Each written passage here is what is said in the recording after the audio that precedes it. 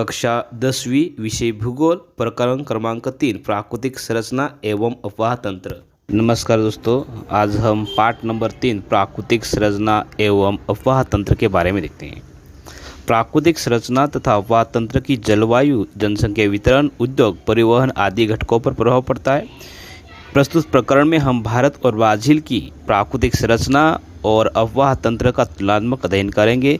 इस पाठ में अध्ययन के माध्यम से दोनों देशों की जलवायु, परिवहन, संचार आदि में क्या समानता है और उसमें अंतर कितना है, उसके बारे में जानकारी प्राप्त करेंगे।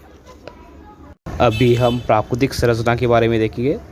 सबसे पहले प्राकृतिक संरचना में भारत के 5 भाग किए हैं और ब्राज़ील के भी कितने 5 भाग किए हैं। और भारत के 5 भाग कौन से हिमालय है, दूसरा है उत्तर भारतीय मैदान है, तीसरा प्रायद्वीप है, चौथा तटीय प्रदेश है और लास्ट में द्वीप समूह है। और उसी प्रकार ब्राज़ील के भी 5 भाग है। उनमें सबसे पहले उच्च भूमि, दूसरा विशाल कगार, तीसरा तटीय प्रदेश, चौथा मैदानी प्रदेश और लास्ट में जो है 5वां नंबर द्वीप समूह है। उसमें से सबसे पहले देखेंगे भारत के बारे में। भारत का पहला भाग कौन सा है? हिमालय। हिमालय के बारे में आगे देखेंगे। हिमालय पर्वत अर्वाचीन वलित पर्वत है। तजाकिस्तान के पामीर पठार से पूर्व तक हिमालय फैला हुआ है और यही एशिया महाद्वीप की प्रमुख पर्वत श्रृंखला है। भारत में जम्मू और कश्मीर से अरुणाचल प्रदेश तक हिमालय फैला हुआ है। हिमालय में कोई एक पर्वत श्रेणी न होकर अनेक समांतर पर्वत श्रेणियाँ का समावेश होता है। शिवालिक सबसे दक्षिण पर्वत श्रेणी है।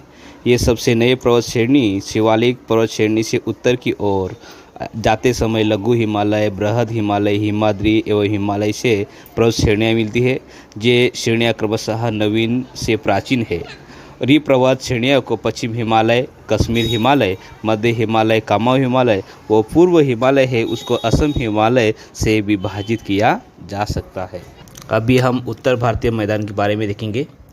ये प्राकृतिक विभाग हिमालय से दक्षिण की तरफ प्रायद्वीप, भारतीय प्रायद्वीप तक उत्तरी सीमा तक फैला हुआ है।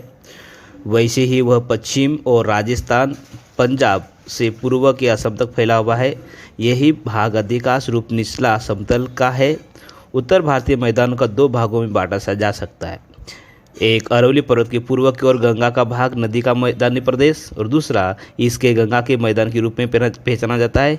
इसे मैदानी प्रदेश का ढाल पूर्व की ओर है। भारत के पश्चिम बंगाल राज्य का अधिकांश भाग एवं बांग्लादेश मिलाकर गंगा ब्रह्मपुत्र का त्रिभुज प्रदेश बनता है। इस प्रदेश का नाम सुंदरबन है। यह विश्व का सबसे विशाल प्रदेश माना जाता है। उत्तर भारतीय मैदान के पश्चिमी भाग में रेगिस्तान है। ये थार का रेगिस्तान या मरुस्थल के नाम से भी प्रसिद्ध है। राजस्थान का अधिकांश भाग इसे रेगिस्तान से व्याप्त है। इसके उत्तर की ओर के भाग में पंजाब के मैदानी प्रदेश के नाम से जानते हैं। यह अरवली पर्वत दिल्ली पर्वत श्रेणियाँ के पश्चिम की ओर फैला हुआ है और इसे मैदानी प्रदेश भी कहते हैं। इस मैदान का निर्माण सतलुज एवं उसकी सहायक नदियाँ का निक्षेप से कार्य हुआ है। सामान्यतः पंजाब मैदान की ढलान पश्चिम की ओर है। इस मैदानी प्रदेश में मृदा उपजाऊ होने के कारण यहाँ पर बड़ी मात्रा में कृषि व्यवसाय किया जाता है। आगे देखेंगे प्रायद्वीप।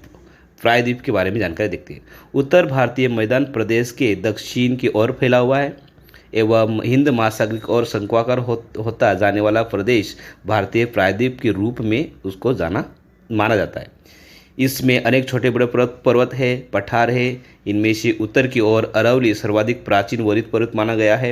इस भाग में समतल मैदानों को सीमांकित करने वाले पठारों की श्रृंखला भी मानी गई है। यहाँ पर मध्य भाग में विंध्य पर्वत है, सतपुड़ा पर्वत है और पश्चिमी घाट में एवं पूर्वी घाट पर्वतीय प्रदेश यहाँ पर दिखाई देता है। अभी हम तटीय प्रदेश के बारे में देखेंगे। भारत को करीब 7,500 किलोमीटर लंबाई का तटीय प्रदेश है। यही तट प्रायद्वीप के पूर्व और पश्चिम की ओर है और इन तटीय प्रदेश में बहुत ही भिन्नताएं पाई जाती है। अभी तटीय प्रदेश के 2 भाग है। एक पश्चिम तट है, दूसरा कौन सा है? पूर्वी तट है। अभी पश्चिम तट के बारे में देखेंगे। ये अरब सागर से सटा हुआ है। ये पथरीला है, मतलब पत्थर बहुत, ये तट पर पत्थर बहुत दिखाई देते हैं। और पश्चिम घाट की अनेक पर्वत श्रृंखलाएँ तक आई है, लेकिन उसमें चौड़ाई उसकी बहुत ही कम है। पश्चिम घाट से गति से बहने वाली नदी के कारण छोटी नदियाँ है और इसके कारण की वजह से यहाँ पर त्रिभुज प्रदेश जो है नहीं बन पाया है। पूर्वी तटीय प्रदेश में बंगाल की खाड़ी से सटा हुआ है। ये तट नदियों के निक्षेपण के कार्य बड़ी मात्रा में निर्माण कार्य होता है और पश्चिम तट घाट में पूर्वी घाटी से मिलकर पूर्व की ओर जो बहने वाली नदियां हैं वो इस किनारे के आकर मिलती है। लंबी यात्रा कर पूर्व तट पर आने के बाद भूमि की मंद ढलान के कारण नदियों की गति कम हो जाती है और इनके वजह से बहाकर लाए अवसादों का निक्षेपण इस तटे में होता है और इन नदियों के मुहाने के पास बड़ी मात्रा में त्रिभुज प्रदेश का निर्माण हुआ है। अभी हम द्वीप समूह के बारे में देखेंगे। भारत की मुख्य भूमि के तट के पास अनेक छोटे बड़े द्वीप हैं। इनका समावेश तटीय समूह में किया जाता है, तटीय द्वीप में किया जाता है।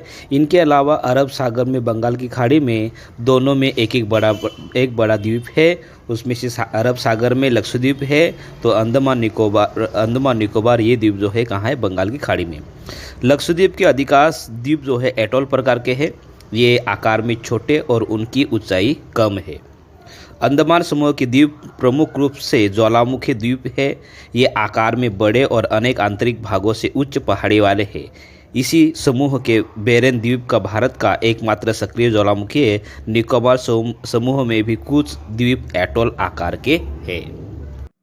अभी हम ब्राज़ील के बारे में देखेंगे। ब्राज़ील के भी 5 प्रकार माने जाते हैं। उसमें उच्च भूमि है, विशाल कगार है, तटीय प्रदेश है, मैदानी प्रदेश है और द्वीप समूह है। उसे सबसे पहले देखेंगे उच्च भूमि। उच्च भूमि देखो कहाँ है? दक्षिण ब्राज़ील विस्तृत पठार से व्याप्त है। इसका वर्णन ब्राज़ील का पठार, ब्राज़ील की उच्च भूमि या ब्राज़ील का ढाल क्षेत्र इन अलग अलग नामों से जाना जाता है। ब्राज़ील एवं गुयाना उच्च भूमि को मिलाकर दक्षिण अमेरिका महाद्वीप का यही गर्भ क्षेत्र माना जाता है। उच्च भूमि 2 प्रकार है। उच्च भूमि के 2 भाग है, गुयाना की उच्च भूमि और दूसरी कौन सी? ब्राज़ील की उच्च भूमि। गुयाना उच्च भूमि का मुख्य भाग वेनेजुएला में है। यही उच्च भूमि पूर्व की ओर फ्रेंच गुयाना तक फैली हुई। गुयाना उच्च भूमि ब्राज़ील के उत्तर में रोरेमा, पारा, अमापा इन राज्यों में फैली हुई है। ब्राज़ील में इस उच्च भूमि का कम ऊंचाई हमें दिखाई देता है, लेकिन फिर भी यहाँ पर सर्वोच्च शिखर माना गया ब्राज़ील का और उसका नाम है पिको दे नेब्लिना और लगभग उसकी ऊंचाई जो है 3014 मीटर के आसपास है। ब्राज़ील, उसके बाद ब्राज़ील की उच्च भूमि। ब्राज़ील की उच्च भूमि के दक्षिण पूर्व ओर भाग में ऊंचाई जो है 1000 मीटर से अधिक है, किंतु अन्य भागों में उसकी ऊंचाई जो है 500 से 1000 मीटर के आसपास है। इसकी उत्तर की ओर उसकी ऊंचाई जो है कम होती जाती है और ढलान की दिशा जो है उसकी ज़्यादा तीव्र नहीं है। इस ढलान से बहने वाली अमेजन नदी के सहायक नदियों द्वारा झरने में बड़ी मात्रा में जलप्रपात बन गए हैं और उत्तर की ओर ढलान कुछ तीव्र होगी, पर अचानक नहीं। अनेक नदियां उच्च भूमि के उत्तर भाग में प्रारंभ होती है और अटलांटिक महासागर में जाकर मिलती है। उच्च भूमि के दक्षिणी ढलान पे पराग्वे, पराना, उरुग्वे आदि नदियों का उगम होता है और आगे जाकर अर्जेंटीना की ओर बहती है। उच्च भूमि की ओर पूर्व की ओर की ढलान अधिक तीव्र है और वह कगार की तरह दिखाई देता है। आगे विशाल कगार के बारे में देखेंगे। यही प्राकृतिक भाग भले ही क्षेत्र की दृष्टि से सबसे छोटा है, लेकिन उसकी ढलान की प्रकृति देखते हुए जलवायु पर पड़ने वाले प्रभाव को देखकर एक स्वतंत्र विभाग माना जाता है। कौन सा? विशाल कगार। उच्च भूमि के पूर्व दिशा के इस कगार के द्वारा अंकित होता है और इस भाग में उच्च भूमि की ऊंचाई लगभग कितनी? 790 मीटर के आसपास है और कुछ भागों में धीरे धीरे कम होने लगती है और साओ पावला से पोर्टो आलेग्रा के पास यही ऊंचाई सीधे एक ढलानी समाप्त हो जाती है। विशाल कगार के कारण दक्षिण पूर्व व्यापारिक पवनों के प्रवाहों में बाधा आती है, इसलिए विशाल कगार उसके पार पवन विमुख ढाल वृष्टि छाया का प्रदेश तैयार हो जाता है और इस प्रदेश के उत्तर की ओर भाग का वर्णन अनावृष्टि चतुर्भुज के नाम से जाना जाता है। मतलब ये विशाल कगार जो है वर्षा को रोकता है। अभी हम तटीय प्रदेश के बारे में देखेंगे। ब्राज़ील को करीब 7400 किलोमीटर का लंबा तट प्राप्त है। इस तटीय प्रदेश को उत्तरी व पूर्व विभागों में बांटा जा सकता है। उत्तर के अमापा से रियो ग्रांडे डो नार्डे तक उत्तर तट कहा जा सकता है और उससे आगे दक्षिण दिशा में फैले हुए तट को पूर्वी तट कह सकते हैं। उत्तर तट पर अमेजन के साथ साथ अनेक नदियां आकर मिलती है, इसलिए यह तट समतल और नीचा है। इस किनारे पर मारोज द्वीप, मारोजी की खाड़ी, साओ मार्कोस की खाड़ी, मारोजा का एक बड़ा द्वीप, अमेजन का टिंकोडस नदी मुहाने के बाद दरमन तैयार हुए हमें दिखाई देते हैं। पूर्वी तट पर अनेक छोटी नदियां आकर मिलती है। इस भाग को साओ फ्रांसिस्को नामक बड़ी नदी अटलांटिक महासागर में आकर मिलती है। अब भी हम मैदानी प्रदेश के बारे में देखेंगे। ब्राज़ील में मैदानी प्रदेश दो विभागों में बांटा जा सकता है। एक है अमेजन नदी के मैदान का भाग, उत्तर का भाग, और दूसरा दक्षिण पश्चिम का पराग्वे पराना नदी का भाग। अमेजन ब्राज़ील का मैदान का भाग जो बहुत बड़ा विस्तृत प्रदेश है। अमेजन के मैदान में सामान्यतः ढाल जो है पूर्व की ओर है। अमेजन घाटी के पश्चिम भाग में बहुत चौड़ी है, लगभग 1300 किलोमीटर के आसपास चौड़ी है। तो वही चौड़ाई जो है दो भूमि के आसपास लगभग कितना है, 240 किलोमीटर के आसपास है, वो कम कम होती जाती है। जैसे जैसे अमेजन नदी अटलांटिक महासागर की ओर आती है, वैसे वैसे मैदान की चौड़ाई बढ़ती जाती है। यह मैदानी भाग पूर्णतः वनों से व्याप्त है और बार बार आने वाली बाढ़ और वनों के नीचे जमीन पर उगने वाली घनी वनस्पतियों के कारण यह मैदानी प्रदेश बहुत दुर्गम बन गया है। अमेजन की घाटी के वन उष्ण कटिबंधीय वर्षा के प्रकार के हैं। ब्राज़ील का मैदानी प्रदेश भाग यानी ब्राज़ील की उच्चभूमि के दक्षिण पश्चिम में स्थित पेराग्वे पराना नदियों का उद्गम स्थल। ये पेराग्वे के उद्गम क्षेत्र की ढलान दक्षिण की ओर है, जबकि पराना नदी का ढलान दक्षिण पश्चिमी की ओर है। पैंटानल विश्व के उष्ण कटिबंधीय आर्द्र भूमि में से एक है। यह ब्राज़ील के उच्च भूमि के दक्षिण पश्चिम में फैला हुआ है। ये पैंटानल दलदल का प्रदेश माना जाता है और ये जो है पैंटानल जो है ब्राज़ील के माटो ग्रासो डो सुल राज्य में आता है। पैंटानल का विस्तार ब्राज़ील की तरह अर्जेंटीना में भी दिखाई देता है, मतलब पैंटानल का कुछ भाग अर्जेंटीना में भी है और कुछ भाग अपने ब्राज़ील में भी दिखाई देता है। अभी हम ब्राज़ील का द्वीप समूह के बारे में देखेंगे। ब्राज़ील में मुख्य भूमि के अलावा ब्राज़ील में कुछ द्वीप भी पाए जाते हैं। जिस प्रकार भारत में आते हैं उस प्रकार ब्राज़ील में भी है। इनका वर्गीकरण हम लोग तटीय एवं सागरीय द्वीप में भी किया जाता है। अधिकांश द्वीप जो है निक्षेपण कार्य की वजह से बने हैं और सागरीय द्वीप मुख्य भूमि से बने हैं। और सागरीय द्वीप मुख्य भूमि से लगभग 300 किलोमीटर की अधिक दूरी पर अटलांटिक महासागर पर ये द्वीप जो है हमें दिखाई देते हैं। ये द्वीप चट्टानी स्वरूप के हैं, जलमग्न पर्वतों के शिखरों का भाग है। दक्षिण अटलांटिक महासागर का तटीय भाग प्रवाल द्वीप है, उन्हें वहाँ पर एटोल के द्वीप ऐसे कहते हैं। अभी हम अफवाह तंत्र के बारे में देखेंगे। सबसे पहले ब्राज़ील में का अमेजन का अफवाह तंत्र सबसे पहले देखेंगे। अमेजन नदी का उद्गम पेरू देश के एंडीज पर्वत श्रृंखला की पूर्व की ढाल पर होता है। अमेजन में पानी का निर्वहन की मात्रा मतलब बहुत तेज गति से बहने के कारण लगभग 2 लाख घन प्रति सेकंड इतना तेज गति से बहता है पानी। और बहुत तेज गति से बहने के कारण यहाँ पर निक्षेपित नहीं होता है, मतलब मिट्टी गाद का निक्षेपण नहीं होता है। और उनके वजह से अनेक ढेर सारे नदी के मुहाने के पास ढेर सारी क्या हुई, वितरकाएँ निर्माण हुई है। और वितरकाएँ अमेजन नदी के मुहाने पर नहीं मिलती है। और इनके विपरीत अमेजन के मुहाने पर अनेक द्वीप तैयार हो गए हैं। महासागर के तट के पास अनेक द्वीप तैयार हो गए हैं। अमेजन नदी के मुहाने के पास की चौड़ाई लगभग 150 किलोमीटर है। तो अमेजन नदी का अधिकांश भाग परिवहन योग्य माना जाता है। अभी पेराग्वे पराना अफवाह तंत्र के बारे में देखिए। ये दोनों नदियाँ ब्राज़ील के दक्षिण पश्चिमी भाग में बहती है। ये दोनों नदियाँ ब्राज़ील के दक्षिण में स्थित अर्जेंटीना की प्लाटा नदी में जाकर मिलती है। इन दोनों नदियों को एवं ब्राज़ील के दक्षिण छोर में बहने वाली उरुग्वे नदी को ब्राज़ील की उच्च भूमि के दक्षिणी ढाल से जल आपूर्ति होती है। अभी आगे साओ फ्रांसिस्को, यह ब्राज़ील की तीसरी महत्वपूर्ण नदी मानी जाती है। इस नदी का संपूर्ण जल ग्रहण क्षेत्र ब्राज़ील की सीमा में ही है। ब्राज़ील उच्चभूमि के पूर्व भाग में यह जल ग्रहण क्षेत्र है। इस भाग में करीब 1000 किलोमीटर दूरी तक यह नदी उत्तर की ओर बहती है और उसके बाद पूर्व की ओर मुड़ जाकर अटलांटिक महासागर में जाकर मिलती है। साओ फ्रांसिस्को नदी के मुहाने के पास करीब 250 किलोमीटर लंबा हिस्सा केवल नौकायन हेतु क्या है, योग्य है, उसके लिए ये यूज़ किया जाता है। अभी पेराग्वे पराना अफवाह तंत्र के बारे में देखेंगे। ये दोनों नदियाँ ब्राज़ील के दक्षिण पश्चिमी भाग में बहती है। ये दोनों नदियाँ ब्राज़ील के दक्षिण में स्थित अर्जेंटीना की प्लाटा नदी में जाकर मिलती है। इन दोनों नदियों को एवं ब्राज़ील के दक्षिण छोर में बहने वाली उरुग्वे नदी को ब्राज़ील की उच्च भूमि के दक्षिणी ढाल से जल आपूर्ति होती है। अभी तटीय प्रदेश की नदियाँ के बारे में देखेंगे। तटीय प्रदेश में सघन अधिवास होने के कारण नदियाँ बहुत महत्वपूर्ण मानी गई है। इनमें से परानेबा, इटापेकुरू आदि नदियाँ उत्तर की ओर से बहती हुई आती है और अटलांटिक महासागर में जाकर मिलती है।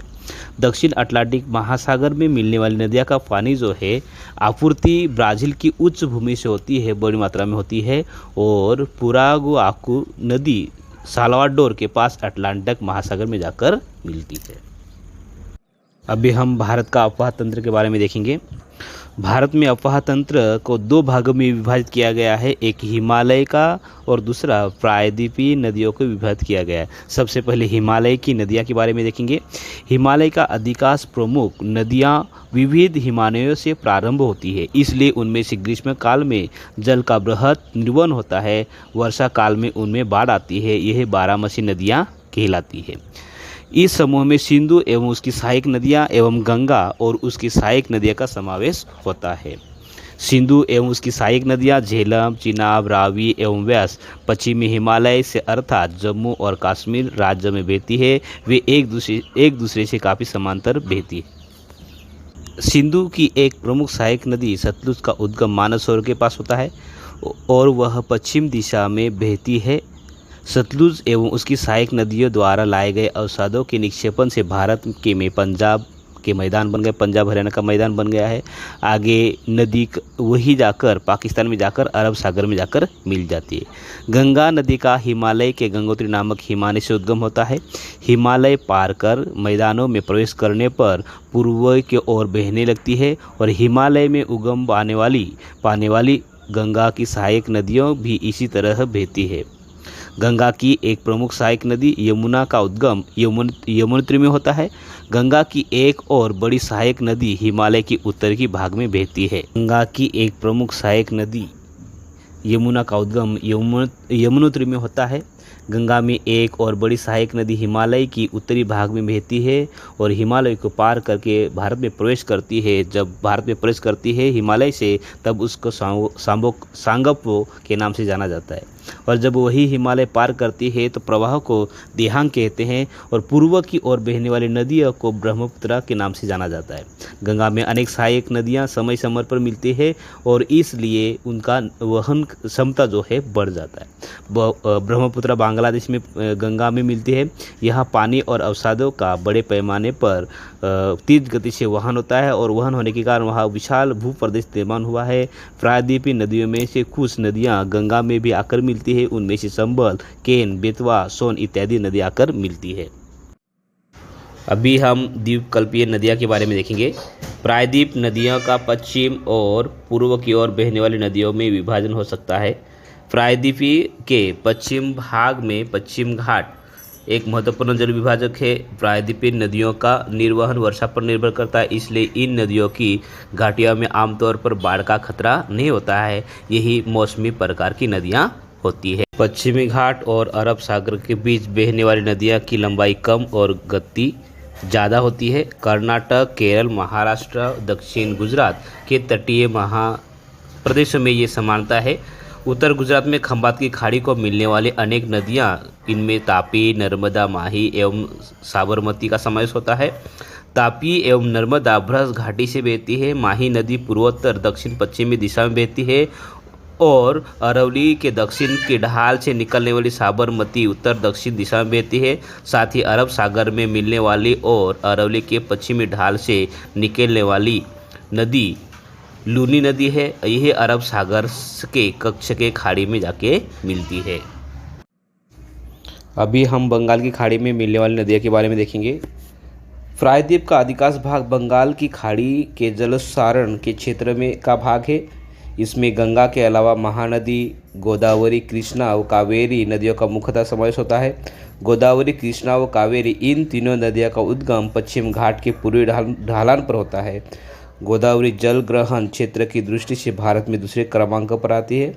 और कृष्णा नदी का मैदान गोदावरी के दक्षिण में है। भीमा और तुंगभद्रा कृष्णा नदी की प्रमुख सहायक नदी है।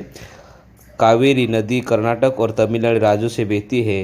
यही बहुत बहुत पहले सिंचाई के लिए उपयोग में लाई गई जाने वाली ये कावेरी नदी मानी जाती है।